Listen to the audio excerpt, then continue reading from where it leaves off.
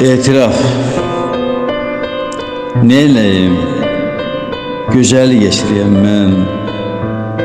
Özüm güzellikten uzak olsam da, gül yüzlü kızlardan serseriyem ben. 100 yılda, 1000 yılda bir yaşasam da. Ölsem vücudumu adoslar yuyun, sevdiğim nigarın gözyaşlarıyla. Axır nəfəsimdə qoy bir də duyum, usalır mən yarın gözyaşlarıyla. Kəfən lazım deyil, kəfən yerinə yarın saçlarıyla örtün üstünü.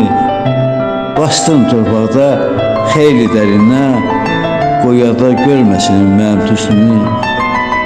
Nazənin, gözəlinin ayaq tuzundan başdaşım hürülsə xoşbəxt olaram. İlahi qüvvədən borc alaracam, durub hər yoluna səcdə qılaram.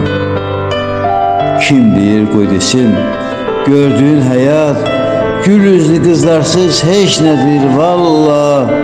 Qoy kəsin ömrümü, etsin bir saat.